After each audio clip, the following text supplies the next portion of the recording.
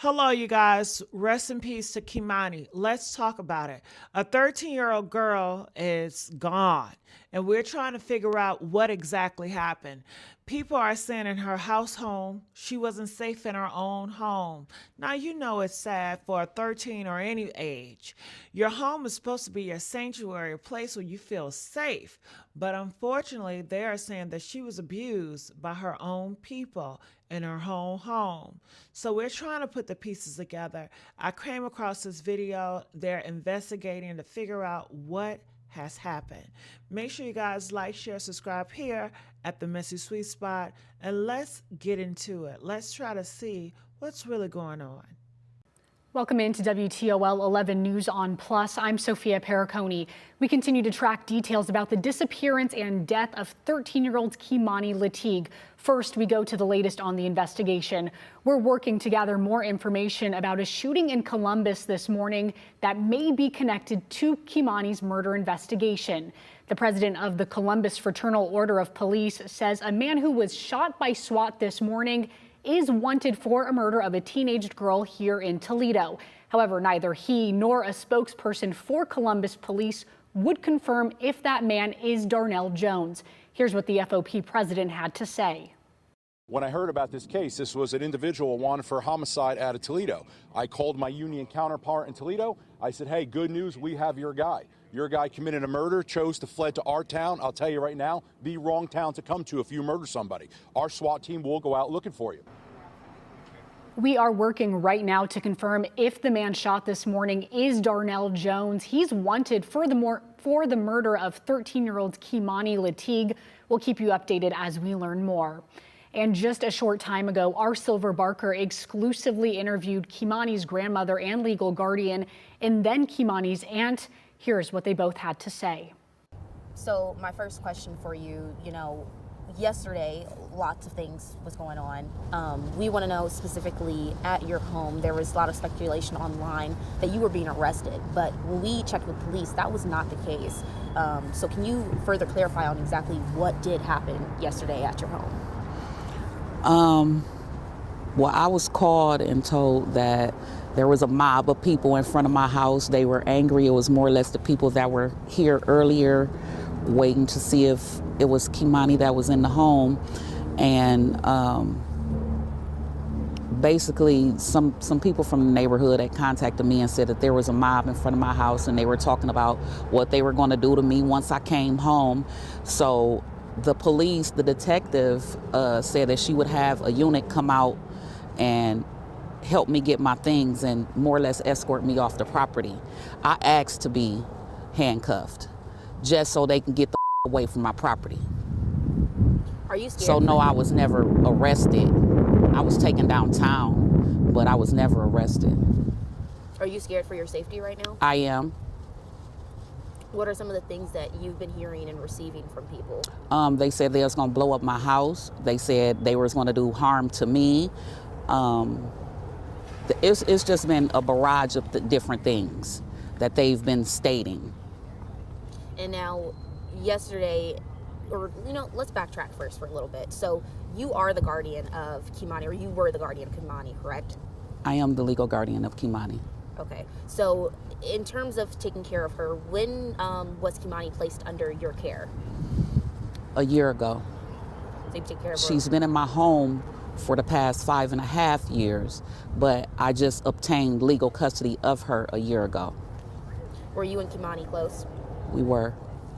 What were some of the things, trying to think of her and paint a memory of her in a good light, right now with everything that's going on, what was Kimani like? Tell me a little bit about how Kimani was in the time that you've got to know her. Kimani was phenomenal. Kimani was a helper. Like, she was older than what she appeared to be. Like, you know how they say somebody has an old soul? She was that. She loved older music. She loved playing video games. She loved the friends and family that she was allowed to be around. She played basketball for Spring Elementary. She was highly intelligent. So I'd like to clear up the mental issue statements. No, she was not mentally ill in any way. We had her, assessed, and they didn't feel as if anything was wrong with her mentally. So that was not a issue. But back to Kimani, she would, like, say for instance, someone would come over and they had children. They didn't have to worry about their kids because Kimani immediately embraced them and would play with them, you know, kid stuff. She was phenomenal. Like I said, she was like no other kid her age. What school did Kimani go to? She went to Spring Elementary. And we were told that at that time she was doing good in school as well too, correct? She was. She had brought her grade point average up from a 3.4 to a 3.9. And you know, actually they were going to have an award ceremony for the basketball players today at 5:30, but when I divulged to them that she had passed, they've rescheduled it. She was going to receive her trophy for being, you know, on the team and stuff. And she has a birthday that's coming up, correct? Her birthday is Friday. And she would have been turning 14. She would have been 14. Did you have any plans for her birthday? We were going to have her a large birthday party because it would have been her first birthday where, once again, all of my children were together and could participate in the party. Her mom was supposed to come and everything. So I asked her early on, what type of party do you want? She said she wanted a basketball themed party. So that's what I bought. Things that revolved around her playing basketball. I'm still receiving stuff in the mail for that. So there's been some confusion now in terms of when it comes to family, you know, who's her biological father, who is her biological mother, and then also was she in the foster care system? Can you clear up a little bit of all of that? You know, when Kimani was placed in your care, you know, when is the LCCS, who exactly did she come from, and how did she? She came from her other legal guardian. I choose not to state her name, but she came from her other legal guardian because the other legal guardian and I were best friends. The other legal guardian is my daughter, Kimani's mom, godmother. And we had already discussed when early on, because she's been with this person since she was 9 months old. My daughter has never really had custody of Kimani. So she's been with this person since she was 9 months old until, like I said, maybe 5.5 years ago. Now, off and on, this person, we would interact and, you know, do different things with her, for her, or I would contact her and tell her, well, I need this, or Kimani would like that. And she would come by and oblige, and we would commence.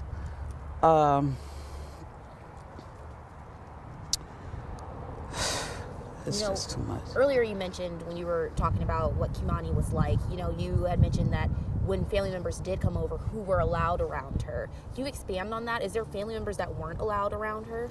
No, it's just not very many that came around. And those that did, you know, she acted, as far as I'm concerned, she acted accordingly. She embraced all children, bad or good. Okay, next question. So now we do know that Darnell, you know, people are looking for Darnell Jones right now. The police are looking for Darnell Jones, and there's an arrest warrant out for him. Do you have any idea of his whereabouts?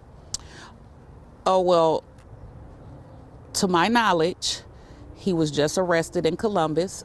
He just recently had a shootout with the police in Columbus. They're saying that he confessed to her murder, and no, I take that back. They're saying that he confessed to her rape and slitting her throat. How does it feel to learn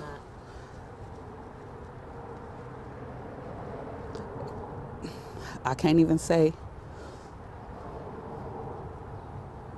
You know, as the police report mentions, Kimani was last seen with Darnell. You know, do you have any regrets of letting Kimani go with, as you're her guardian, do you have any regrets of letting Kimani go with Darnell? I do. I do, only because, like I said, I feel deceived. I feel like this was pre-planned. I feel like you meant to do this. I feel like you was grooming her. When you say grooming her, is there things that you saw before this leading No, up? I never saw anything out the ordinary. But when molesters decide to choose prey, they groom you first. So they give you gifts. They try and make you comfortable with them. They try and say little things to you that you and they can keep secret, and then eventually they pounce. And that's how I feel that oh God, how all of this is played out, I feel that's what happened. She was a virgin. She didn't like boys. There's also comments, and we're just trying to address those and get those addressed, but there's comments online and speculation again that, you know, Kimani, her home situation, she was abused. What do you have to say to that? Okay, abuse in whose eyes? Because she was not abused. Yes, she was chastised whenever she was wrong or did things wrong. Other than that, she was not abused. She was not just whooped for no reason or just because I felt like it. I've went through this twice because the school system had contacted CSB on her behalf when she went to Bennett Academy. And they came in, they did a case study and closed it. They've stated there's a way to chastise children without physically harming them, and you need to whoop them on their behind, nowhere else. So, okay, with that in mind, I knew that. So she didn't have like bruises all over. How long ago was that when they came into your home? I would say the latest, it was approximately 7 months ago. And so you say the latest. So was it a few times that they came into your It home? was twice total. So twice total that they came into your home and checked. Okay. And it was all for like you mentioned, what you just said earlier, Yes. explaining? Okay. Yes. Okay. Now, in terms of, you know, this whole situation, so you were not arrested, correct? And that's Correct. what, you know, a lot of people seem to think as they saw you going out in custody. That's what you asked for, correct? Yes. Right.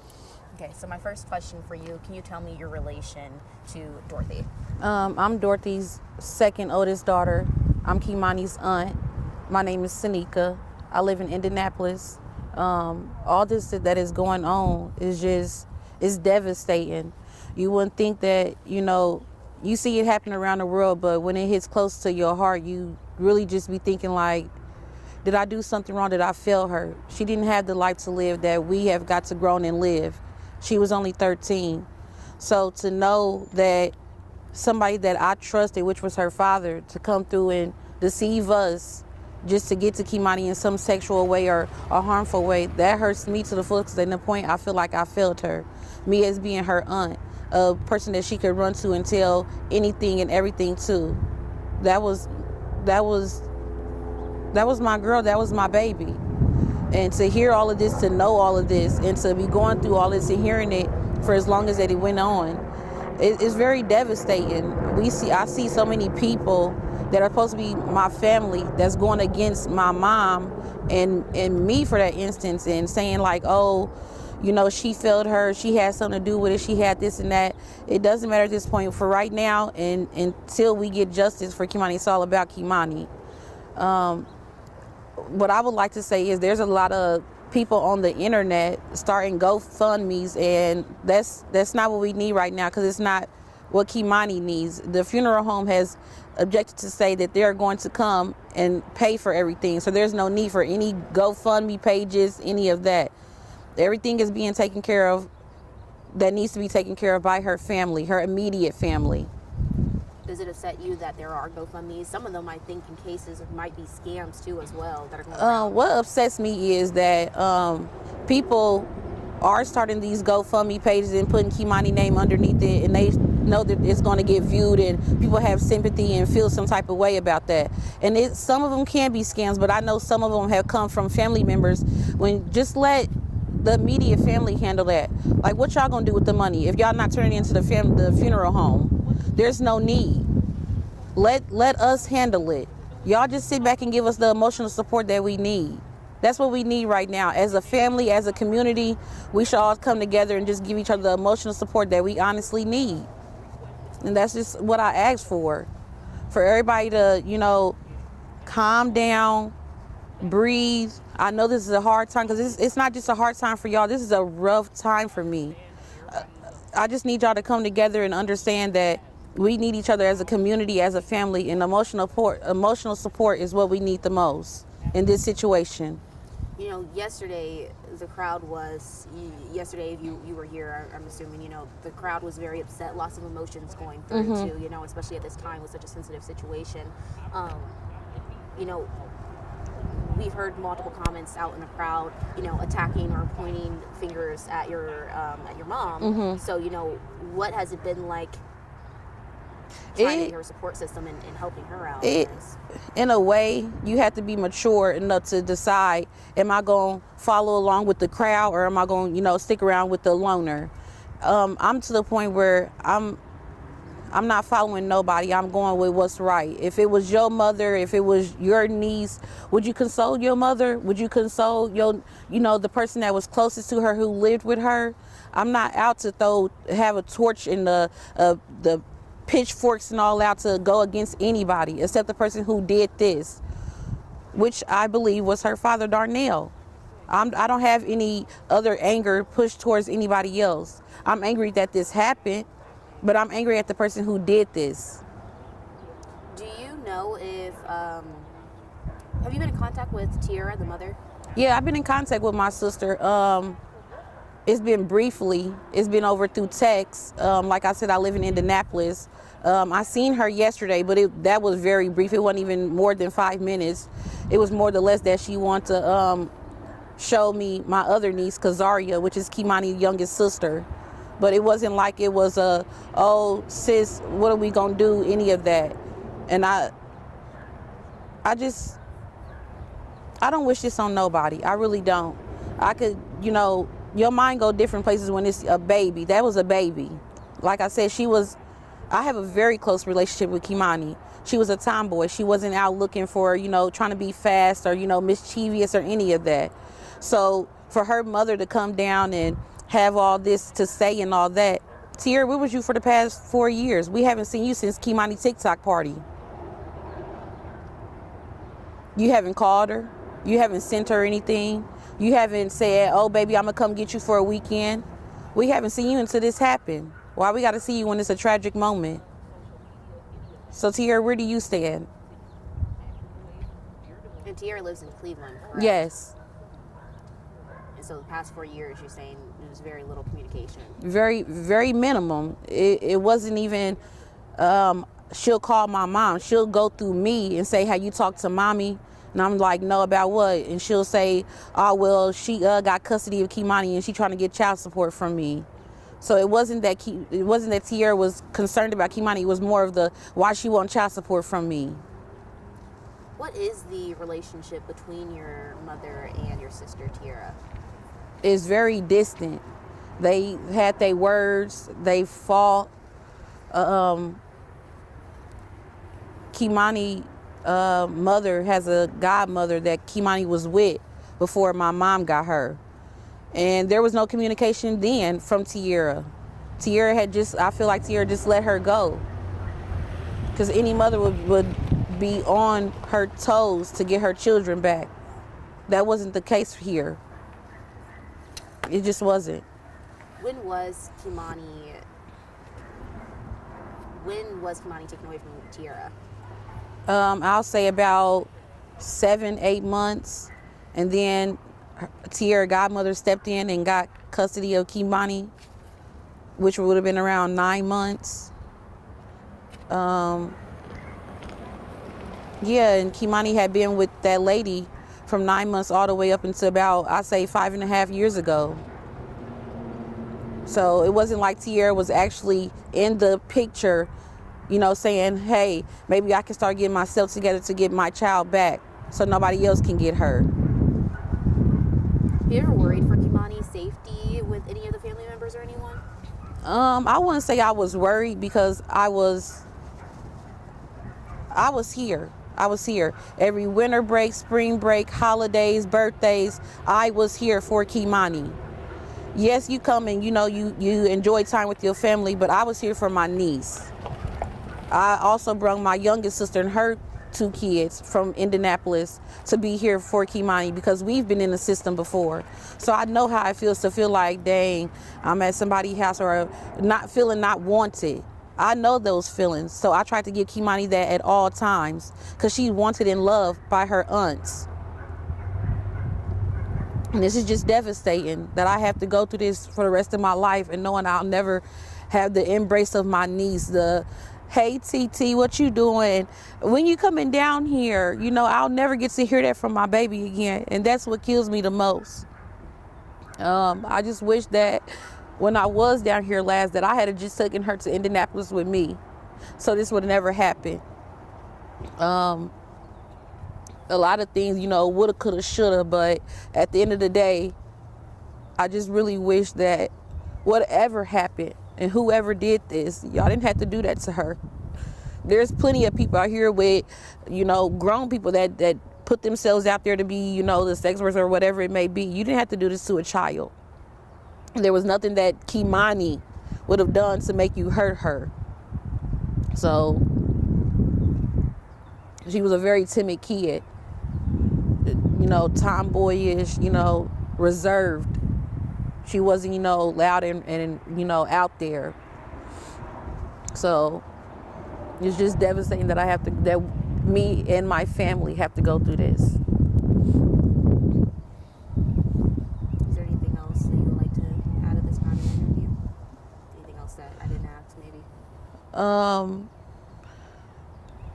I just want people to understand that family is family, and at the end of the day, don't be so eager to go against your family. Talk to your family and talk to the children. These children may be scared to talk to the parents about things that's going on or what may be going on because they feel like they may get in trouble. But make it known that to your kids that you can talk to me.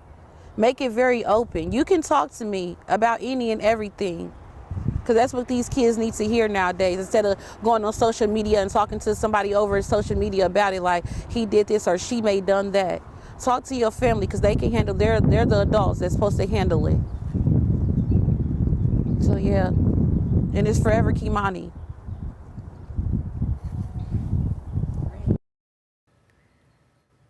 And to be clear, right now, Darnell Jones has been charged with murder, abduction, and felonious assault.